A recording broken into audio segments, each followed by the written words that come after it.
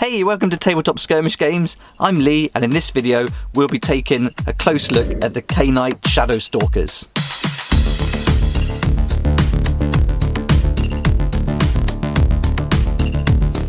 In this video we're going to go through each of the fighters, looking at the different types and the variations, and then we'll also take a look at the abilities and which fighter gets which ability.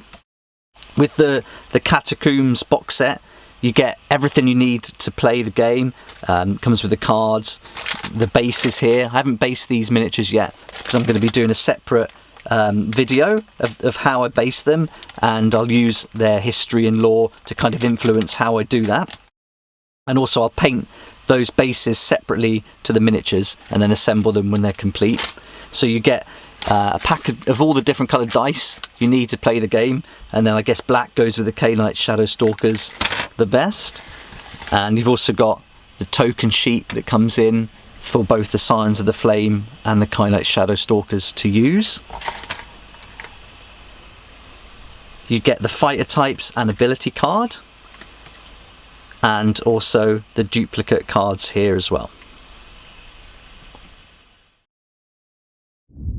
So here are the Khainite Shadowstalkers, another great warband that comes in the Warcry Catacombs box set, and I think they're a great warband to offset against the Scions of the Flame. And being kind of slow and want to get up close and personal, where just having a quick look at the Khainite Shadowstalkers, they got a bit more range, they're faster, they're more agile, they can fly, jump, so I think it's going to be a good match-off between the two warbands for sure. We get a great introduction to the Khainite Shadowstalkers in the Warcry Catacombs book supplement. Whenever the Shadow Queen Morathi desires a target discreetly slain or a potent artifact recovered from enemy hands, she sends forth her hand-picked agents, the Khainite Shadowstalkers. Only they are granted the honour of wearing the Murkath or Shade Mark, a brand woven from Ulguin sorcery that grants extraordinary supernatural abilities, yet leashes the bearer's soul eternally to Morathi's service. Granted the ability to leap from shadow to shadow and weave tools of murder from the very stuff of the night, these master assassins stalk and kill the many enemies of Cain's chosen disciple.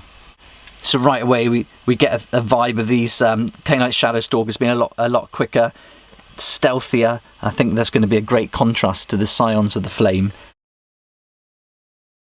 And then let's flick through and take a look at the painted Khainite Shadowstalkers. There's the Shroud Queen. It's a really great looking set. I like the colour scheme, the purples, the blues. It's really good. And then we can see them in action. So with that all taken care of, let's start with the first miniature. Here we have the Shroud Queen. And that's a great looking miniature. Really tall if you compare it to the others. There's another option you can build for this miniature, but I think this is certainly the best option of the two. And now let's take a look at the Shroud Queen's fighter card. So she comes in at 190 points. You'll see the faction rune mark here, and she's got a movement of 6. She can take 20 damage and toughness 4. It looks like she's going to get 1 extra ability, which we'll take a look of in a second. And she's got 2 weapons to choose from. So the first one, we've got a range of 4. She gets 3 dice to roll for that one, with a strength 4, dealing a 2 or a 4, depending on the dice roll. So if it's anything between a 3 and a 5, depending how the toughness and the strength match up, it'll be a 2, and on a critical roll of a 6, it'll be 4 damage. And with her sword, a range of 1, 4 dice, 4 strength, hitting with 2 or 5 damage. That's the back of the card with the rune mark. Okay, and so the Shroud Queen, every member of the warband can do, it looks like, 2 abilities. So with a double is the Shadow Leap. This fighter can fly when making move actions until the end of their activation. And on a triple, we can do the Dance of Death. Until the end of this fighter's activation, this fighter can finish disengage actions within 1 inch of enemy fighters. And then the Shroud Queen has got this extra rune here, which is appropriately the... let's check. Looks similar to that one. It's this one here on a quad, Ensnare in Darkness. Allocate a number of damage points equal to the value of this ability to all visible enemy fighters within 3 inches of this fighter. Alternatively, this fighter can draw their Shadow Blood.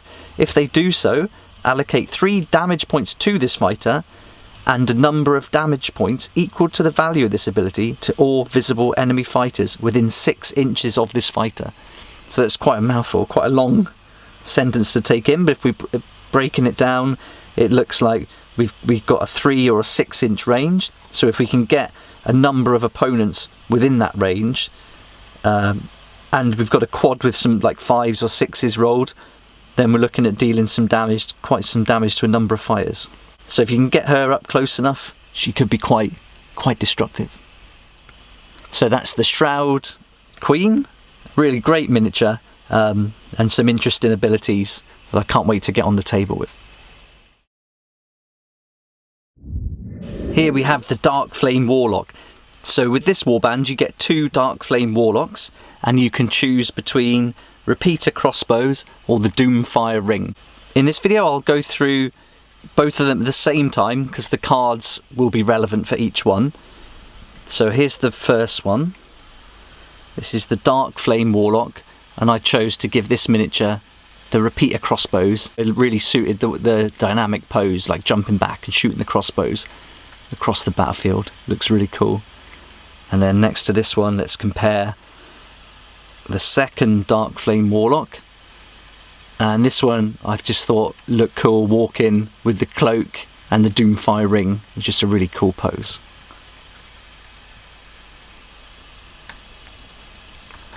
Here are the fighter cards. So both options are going to be 100 points, and both are going to get a movement of 5, taking 8 damage with a toughness 3. If we look at the crossbows first, we get a range of 8, which is going to come in really handy against the Scions of the Flame and allow us to keep a bit of distance. We've got 4 dice rolls with a strength of 3, and depending on the strength versus toughness, you're going to deal 1 damage or 3 on a crit. And then this is the Doomfire Ring and the Blade, so we get 2 weapons with this option. For the Doomfire Ring, you've got a 3 to 7 range, 2 rolls, strength of 3, dealing 2 to 4 damage. And then with the Blade, we've got to be up close with a range of 1, 3 dice to roll, with strength of 3, dealing 1 or 3 damage. So a couple of options there. I think these are 2 really great fighters to have in the warband, giving you some options. I just chose originally what looked the best, and I just thought this one looked really cool with those crossbows, and this one walking with the Doomfire Ring was as a great pose as well. So, but I've seen people use spreadsheets to work out the best option for their warband depending on their style of play. But for me, mostly I'm influenced by how cool it looks, and that's what I've done here and throughout the whole warband. So now let's look at our Warlock's abilities. And just like all the other members of the warband, the Warlocks get the Shadow Leap on a double and the Dance of Death on a triple. But here they get their own ability, which on a triple they can use Harness Shadow, and until the end of the battle round, subtract 1 from the attack's characteristic to a minimum of 1 of attack actions made by enemy fighters that target a fighter within 3 inches of this fighter. So this looks like a really good ability for your Warlock to work with other members of the warband. Great, so that's the 2 Dark Flame Warlocks.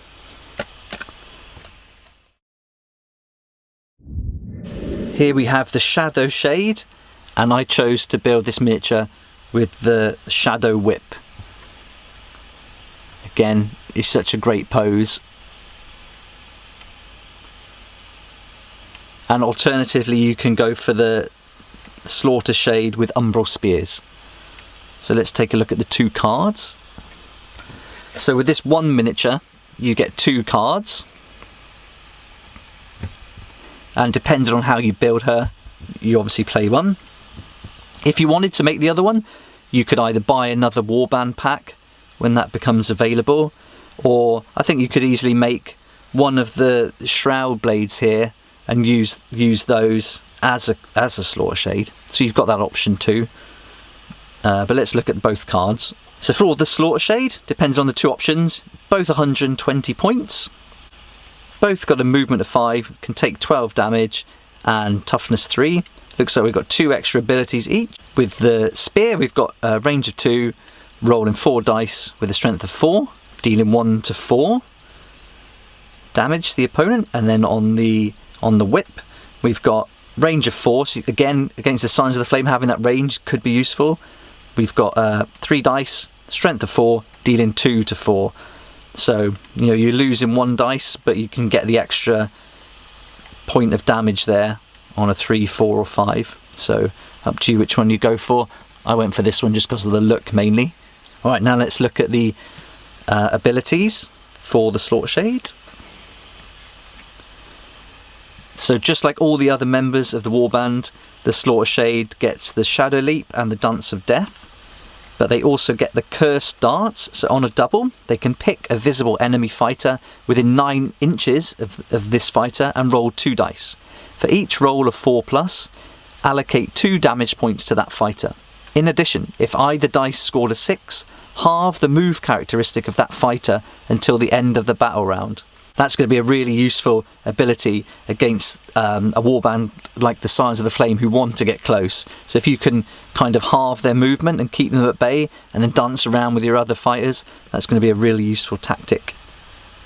And it's only on a double as well to use that, so that's really good. The second ability is the Instrument of Cain, again a double. And with this, a fighter can use this ability only if an enemy fighter has been taken down by an attack action made by them this activation. This fighter makes a bonus move action or a bonus attack action. So another really good use of a double. So I think this miniature could be quite useful on the battlefield. There we go, that's the Slaughter Shade, and with the Umbral Spear or the Shadow Whip.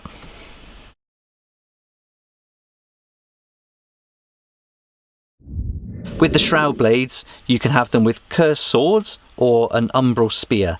So you've got 5 miniatures to choose from, and all of them can have spears, or all of them can have blades, or a mix of the 2. I've gone for 3 with blades and 2 with spears. Let's first look at the Shroud Blades with the Cursed Swords.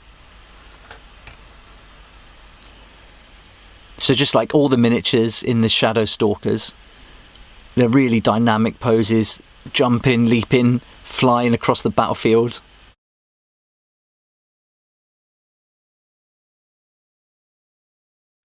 And I chose these 3 to have the Cursed Swords. They look really cool. And the paint job that's done on these miniatures in the book supplement looks awesome. And I don't think there's many changes that I'm going to make on that.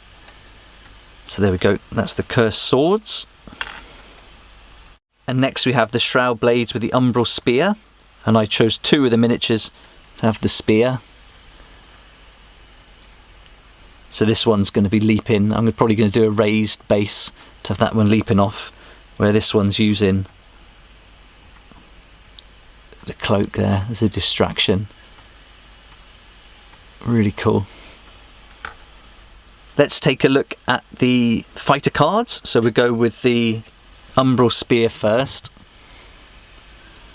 So this is 90 points and movement of 5, taking 8 damage with a toughness 3. A range of 2 with 3 dice and strength 4, and that's going to deal 1 to 4 damage. And next is the Cursed Swords. And that's the same 90 points, the same movement 5, taking 8 damage, toughness 3. This one you've got to get a bit closer, so range of 1, 4 dice to roll, strength 3, dealing 1 to 4. And so both of these quite similar, just that range is slightly different and the amount of dice you can roll to damage your opponent. Now let's look at the abilities. Again, like all of the Khainite Shadowstalkers, the Shroud Blades with the Cursed Swords or the Umbral Spear all get the Shadow Leap on a double or the Dance of Death on a triple, but they also get the additional Cursed Darts. So on a double, they can pick a visible enemy fighter within 9 inches of this fighter and roll 2 dice. For each roll of 4+, allocate 2 damage points to that fighter. In addition, if either dice scored a 6, halve the move characteristic of that fighter until the end of the battle round. So again, a great tactic. If you're using a number of players, you get a few doubles that you could use in one turn. You could certainly stop a force like the Scions of the Flame moving towards you, which would be their strategy. So that's the Shroud Blades. With the Khainite Shadowstalkers, you're going to get 9 miniatures, but only 3, 4, 5, 6, 7 cards. So with 5 Shroud Blades, this is where these dividers are really going to come in handy. And so you'll use these to denote the number of Shroud Blades with Cursed Swords and the number of Shroud Blades with Umbral Spears. Khainite Shadowstalkers are a really great warband, and one I think are going to be awesome to play against the Scions of the Flame. We've got some good tactics with them wanting to kind of move around, keep their distance, stay in the shadows, and that's going to be really good against a warband like Scions of the Flame who need to get up close to deal their damage. I really like their abilities where they can keep the enemy at arm's length, keep pushing them away with those darts, with those cursed darts, and then allow their teammates to either flank them or perhaps get an objective. I think that's going to be a really useful ability, and only on a double as well. And certainly it's going to be important to get that Shroud Queen in amongst some of the enemy players and deal some damage on a number of them in one go. So overall, I think these are going to be a great warband to play, and I can't wait to get them all painted. I hope this has helped give you a good overview of the Khainite Shadowstalkers, and perhaps this is a good warband for you if you like to play a fast assassin type of fighter. Let me know what you think about the Khainite Shadowstalkers and the whole Warcry Catacombs expansion as a whole, and I'll leave the video there. Thanks so much for watching. Like if you like it, subscribe for more videos like this, and don't forget to hit the notification bell to join me next time on Tabletop Skirmish Games.